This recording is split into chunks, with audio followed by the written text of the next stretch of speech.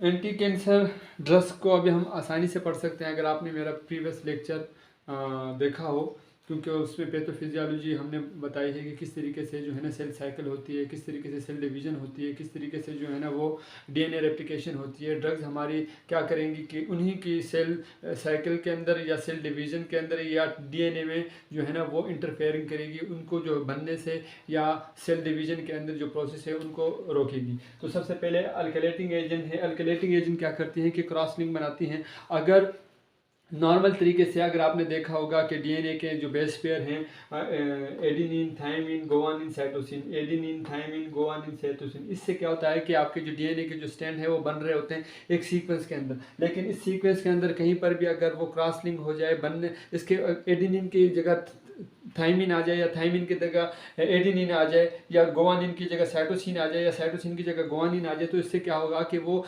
जो जो स्ट्रैंड है वो आगे की तरफ बढ़ेगा नहीं और क्रॉस लिंक बन जाएगा। जिस तरीके से आप देखें adenine, thymine, guanine, cytosine normal है, adenine, thymine, guanine, cytosine normal है, adenine, thymine, guanine, cytosine normal है। लेकिन यहाँ पर एडिनिन चाहिए था, यहाँ पर साइटोसिन आया, यहाँ पर गुआन क्या कहते हैं थायमिन चाहिए था, यहाँ पर गुआनिन आया, तो ये क्रॉस लिंक बन गया और जो स्टैंड है वो बना नहीं। तो ऐसी ड्रग जो यहाँ पर क्रॉस लिंक बनाने के काम करती हैं या जो डीएनए को जो है ना वो इसकी जो प्रॉपर स्टैंडिंग जो क्या कहते हैं बेस पेयर को प्रॉपरली जो बनते हैं, किस तरीके से सीक्वेंस वाइज उसके अंदर इंटरफेयर करें और क्रॉस लिंक बनाएं, तो इंटरफेयर करें और क्रॉस लिंक बनाएं जिससे डीएनए के जो क्या कहते हैं वो स्टैंड है वो नहीं बने, उसको उसमें रुकावट आ जाए। और जैसे ही रुकावट आ जाएगी और वो डीएनए प्रॉपर नहीं होगा तो वो किसी न किसी चेक पॉइंट पर जाकर जो है ना उस सेल की जो है ना वो वहाँ पर डिस्ट्रक्शन हो जाएगी, या चेक पॉइंट 1 या चेक पॉइंट 1 पे तो नहीं होगी लेकिन चेक पॉइंट 2 पर हो जाएगी, क्योंकि वहाँ पर जो है ना डीएनए को वो चेकआउट करते हैं। तो ऐसी ड्रग्स बहुत सारी हैं जिसके अंदर सारोलाइसिन है, सर्कोलाइसिन है, क्लोरीमिथाइन है, कार्बोस्टाइन है, लोमस्टाइन है, नाइट्रोजन मास्टर है जो ब्रेस्ट कैंसर के अंदर हम देते हैं, बसलोफिन है जो ल्यूकीमिया जो होता है उसके अंदर हम देते हैं, थ्यूटेपा है अक्यूट ब्लैडर कैंसर सीए के अंदर दी जाती है ये ड्रग्स। तो ये कुछ ड्रग्स थी जो मैंने यहाँ लिखी है। लेकिन अल्कलाइटिंग एजेंट का प्रॉपर काम क्या है कि क्रॉस लिंक बनाना, जो बेस पेयर है उनके अंदर जो है ना वो क्रॉस लिंक बनाती है और इंटरफेयर करती है, जिससे जो है ना डीएनए जो है ना प्रॉपरली तरीके से उसके स्टैंड नहीं बनते और फिर वो कहीं ना कहीं जाके वो जो चेक पॉइंट्स हैं वो उसको किल आउट कर देंगे। और हमारा काम ही है ये कि जो एक्स्ट्रा जो सेल डिवीज़न हो रही है, ज़्यादा तेज़ी से जो सेल डिवीज़न हो रही है वो किसी तरीके से हम रोक सकें। तो ये कुछ ड्रग थी जो मैंने आपको यहाँ पर अल्कलाइटिंग एजेंट के हवाले से हमें दिखाई। अब दूसरी कैटेगरी क्या है वो मैं पहले लिख लेता हूँ फिर बताता हूँ। सेकेंड क्लास की जो मैंने ड्रग लिखी है एंटी कैंसर ड्रग्स, उसके अंदर जो ड्रग्स आती है वो एंटी मेटाबोलाइट ड्रग्स हैं। एंटी मेटाबोलाइट ड्रग्स जो है ना वो फोलिक एसिड या फोलेट जो है ना कितना इंपॉर्टेंट है डीएनए के लिए, क्योंकि डीएनए की मेकिंग में फोलेट यानी थायमीन जिससे बनता है फोलेट उसकी बहुत इंपॉर्टेंट है। अगर ये थायमीन होगा, थायमीन बनेगा तब जाके जो है ना डीएनए की जो बेस पेयर है वो आपकी कंप्लीट हो जाएगी। तो इस बेस पेयर में जो थायमीन है इसको इनहिबिट करने के लिए हमारे पास दो चीज़ें हैंगी, अभी मैं बताता हूँ आपको। फोलेट, सेल के अंदर फोलेट बनता है, फिर डीएनए बनेगा तो कैसे होगा, डाई हाइड्रोफोलेट किसके अंदर कन्वर्ट हो जाता है, टेट्रा हाइड्रोफोलेट के अंदर। यहाँ पर एक एंजाइम है जो रिस्पॉन्सिबल होता है इस कन्वर्जन के लिए, वो उसको कहते हैं डाई हाइड्रोफोलेट रिडक्टन या रिलीजिंग एंजाइम। डाई हाइड्रोफोलेट रिडक्टन या रिलीजिंग एंजाइम कन्वर्ट करता है डाई हाइड्रोफोलेट को टेट्रा हाइड्रोफोलेट के अंदर, सही है। और टेट्रा हाइड्रोफोलेट जो है ना वो मिथाइलिन टेट्रा हाइड्रोफोलेट के अंदर कन्वर्ट हो जाता है और ये दोबारा से जो है ना ये मिथाइलिन टेट्रा हाइड्रोफोलेट जो है ना वो डाईहाइड्रोफोलेट के अंदर कन्वर्ट हो जाता है। इसी दौरान जो है ना DUMP कन्वर्ट हो रहा होता है DTMP के अंदर, यानी कि डीऑक्सीयूराडाइन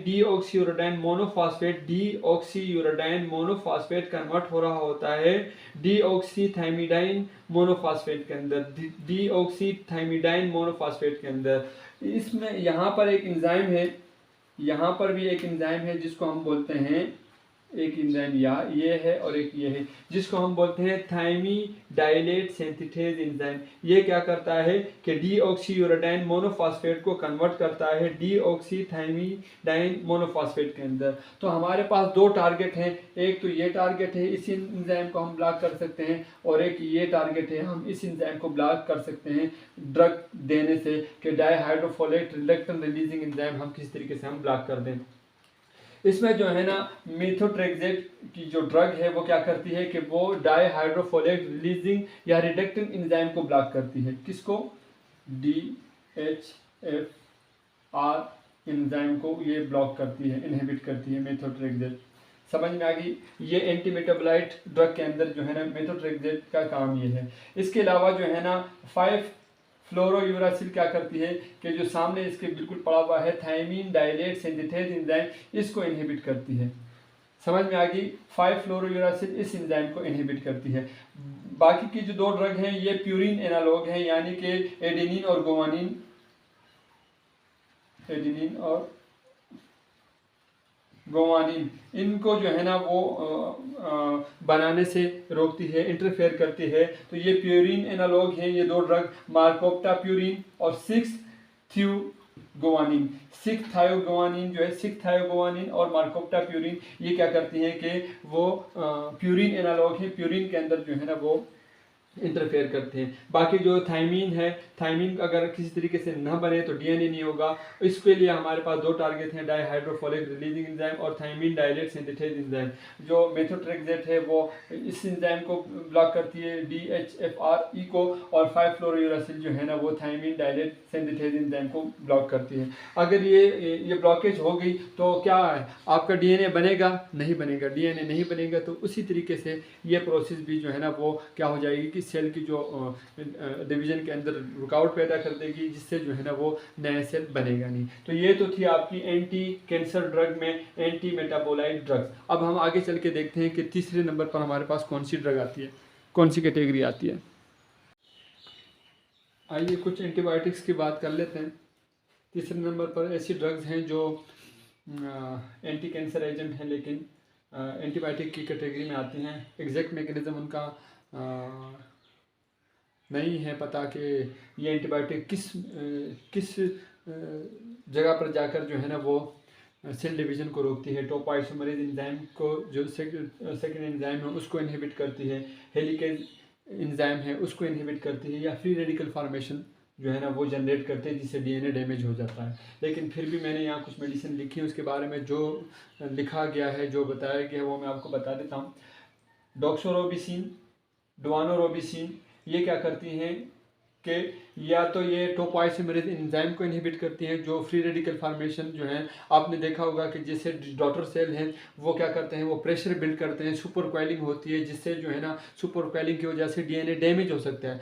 तो डैमेज से पहले जो है ना टोपोआइसोमरेज एंजाइम क्या करता है, उसको कट आउट कर देता है, ताकि वो ज़्यादा प्रेशर लगने से डीएनए डैमेज ना हो और दो डॉटर सेल को एक दूसरे से जुदा कर देता है।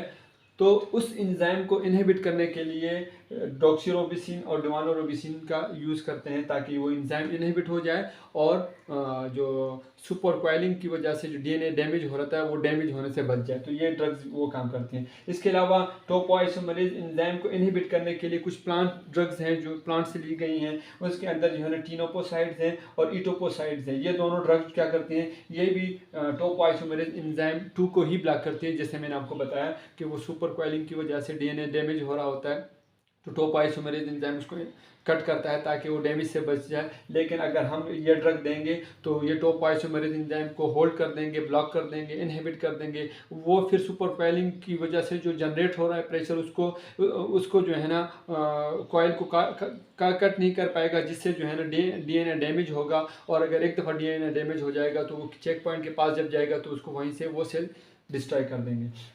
तो ये टीनोपोसाइड्स, इटोपोसाइड्स और डॉक्सोरोबिसिन और डुआनोरोबिसिन तकरीबन ये सेम प्रोसेस करती रहती हैं।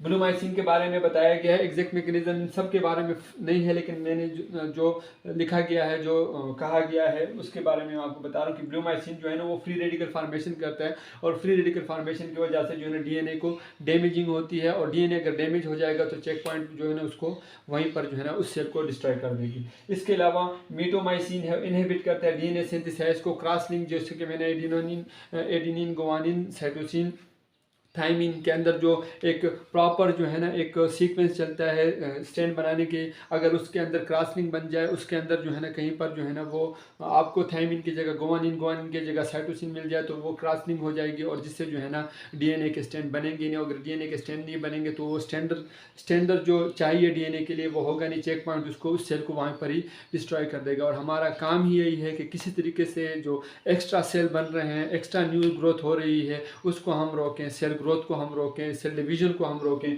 तो ये कुछ एंटीबायोटिक्स थी जो उस पर काम करते हैं, तो मैंने यहाँ पर ये लिख दिए। अब इसके बाद कुछ ड्रग्स ऐसी हैं जो एंटी कैंसर हैं, उनके बारे में देखते हैं। माइक्रोट्यूब्यूल्स जो हैं, जो स्पिंडल फाइबर्स हैं, जो सेंट्रियोल्स से बनते हैं, centrioles south pole north pole, इससे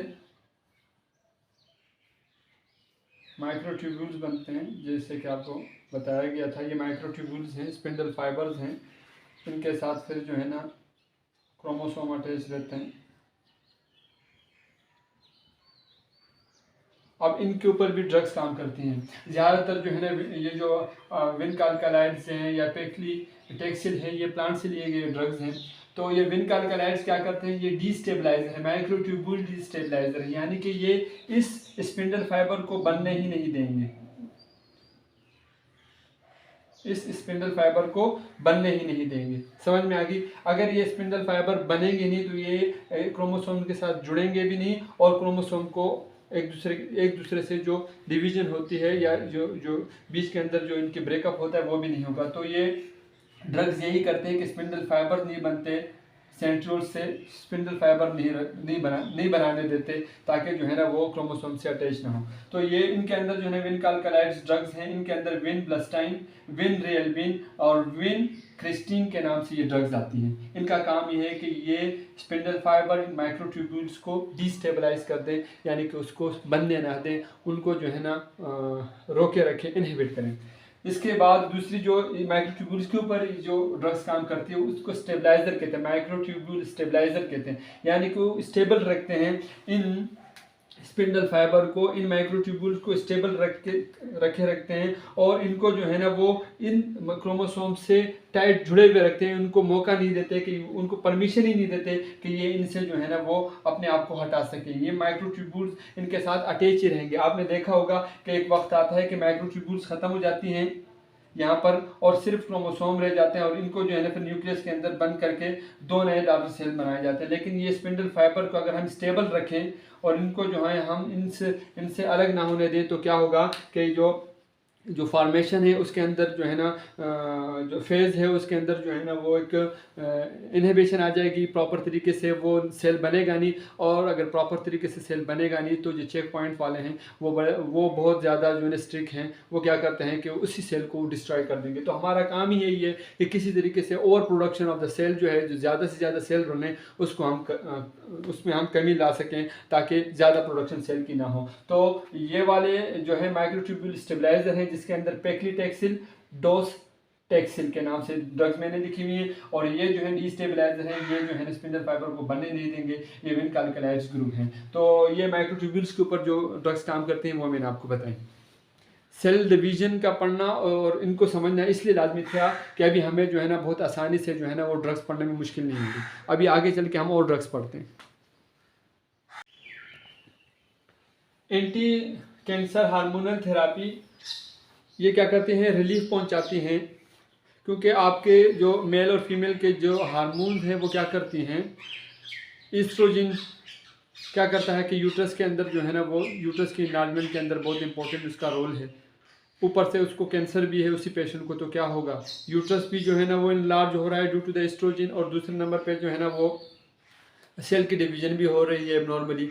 तो बहुत तेज़ी के साथ जो है ना वो कैंसर जो है ना वो डेवलप होगा और उसके साइन सिम्टम बहुत ज़्यादा वर्स होंगे। तो हमने ऐसी ड्रग्स देनी है ताकि इसको जो है ना, मैं एक आपको इसे एग्जांपल दे रहा था कि हम उस जो एस्ट्रोजन को किसी तरीके हम रोक सकें। इसी तरीके से जो है ना ब्रेस्ट के अंदर भी कैंसर होता है, प्रोस्टेट के अंदर भी कैंसर होता है। जो हार्मोन्स है वो प्रोस्टेट की जो है ना इन्लार्जमेंट के अंदर वैसे ही काम करती है या उनके फंक्शन के अंदर तेज़ी करती है। ऊपर से जो है ना उनकी प्रोलिफरेशन हो रही है, ज़्यादा से ज़्यादा सेल डिवीजन हो रही है ड्यू टू द कैंसर, और वो भी जो है ना वो कर रहे हैं, हार्मोन भी अपना काम कर रहे हैं। तो कुछ ड्रग ऐसे हैं कि वो एगोनिस्ट की तरह काम करती हैं, कुछ ड्रग हम देंगे जो एंटागोनिस्ट की तरह काम करेंगी एंटी हार्मोनल थेरेपी के अंदर। सबसे पहले हम एगोनिस्ट की पढ़ लेते हैं।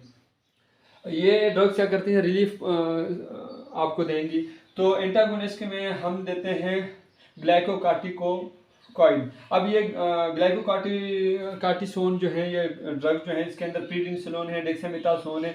क्या करते हैं, टी लिम्फोसाइट्स के अंदर अगर प्रोलिफरेशन हो रही है, आपके टी सेल के अंदर वो बहुत ज़्यादा जो है ना वो बन रहे हैं, वहाँ प्रोलिफरेशन हो रही है, उसके अंदर जो है ना सेल डिवीजन ज़्यादा हो रही है, तो हमें ऐसी ड्रग देनी है कि इन टी लिम्फोसाइट्स की सप्रेस कर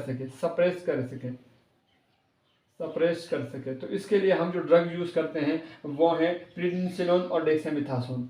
तो ये क्या करेंगी, ये जो है ना वो टी लिम्फोसाइट को सप्रेस कर देंगी, इनकी प्रोलिफरेशन में थोड़ी सी कमी आ जाएगी। तो ये ड्रग्स जो है ना ग्लाइकोकार्टिकॉइड, ये ड्रग्स दो जो है ना वो टी लिम्फोसाइट प्रोलिफरेशन को इनहिबिट करने के लिए, रोकने के लिए हम देते हैं। और इसके अलावा दूसरी, जिससे पहले हमने एंटी कैंसर ड्रग्स पढ़े हैं, वो क्या करती है कि इंट्राक्रैनियल प्रेशर जो है ना वो इंक्रीज करती हैं। ब्रेन के अंदर जो इंट्राक्रैनियल प्रेशर है जो, तो उसके अंदर भी इंक्रीज आ जाता है। तो हम जो ये प्रीडिनिसोलोन और डेक्सामेथासोन को इस प्रेशर को कम करने के लिए, सप्रेस करने के लिए भी उनके साथ कम्बिनेशन में देते हैं। लाजमी नहीं है कि टी लिम्फोसाइट सेल में जो प्रोलिफरेशन हो रही है तो आपने अगर ड्रग देखी कि यार इसको तो कोई और कैंसर था और उनको जो है ना वो ये डेक्सामेथासोन और प्रीडिनिसोलोन भी दी गई है, तो इसकी वजह शायद ये होगी कि इंट्राक्रैनियल प्रेशर जो है ना, उनकी जो प्रेशर है उसको कम करने के लिए भी ये ड्रग यूज़ की जाती है, कम्बिनेशन भी दी जाती है अदर एंटी कैंसर ड्रग्स के साथ। इसके अलावा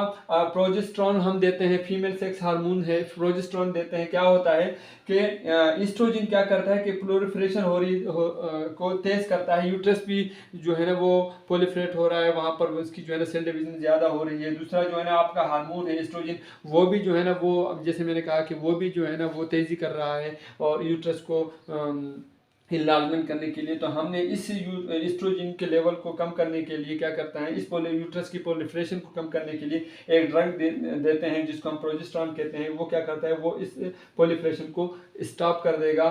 तो इससे क्या होगा कि आपको रिलीफ पहुंचेगा। तो ये दूसरी ड्रग थी। तीसरे नंबर पर जो ड्रग है वो है गोनाडोट्रोपिक रिलीजिंग हार्मोन है। अब गोनाडोट्रोपिक रिलीजिंग हार्मोन हाइपोथैलेमस से जो है ना गोनाडोट्रोपिक रिलीजिंग हार्मोन रिलीज होता है इंटीरियर पिट्यूटरी के अंदर, और फिर एलएच ल्यूटिनाइजिंग हार्मोन, एफसीएच, ये हार्मोन्स क्या करते हैं कि ओवाल्युएशन कराते हैं, प्रोजेस्टेरॉन को रिलीज करते हैं। और ये जो है ना एसएच क्या करता है कि आपके जो फीमेल के अंदर ओवम जो है उसकी प्रोडक्शन करता है, मेल के अंदर स्पर्म की प्रोडक्शन करता है, और इसके अलावा एस्ट्रोजन की प्रोडक्शन करता है। तो इनसे भी जो है ना, अगर यूट्रस के अंदर या आप मान लो प्रोस्टेट के अंदर कैंसर है, या मान लो कि भाई ब्रेस्ट के अंदर कैंसर है, तो ये हार्मोन्स, ये गोनाडोट्रोपिक रिलीजिंग हार्मोन्स बाकी सब हार्मोन्स को एक्टिवेट कर रहा है, वो अपना काम तेज कर रहे हैं। लेकिन अगर हम बाहर से गोनाडोट्रोपिक रिलीजिंग हार्मोन की जो है ना, ये जो हार्मोन है, इसको अगर हम बाहर से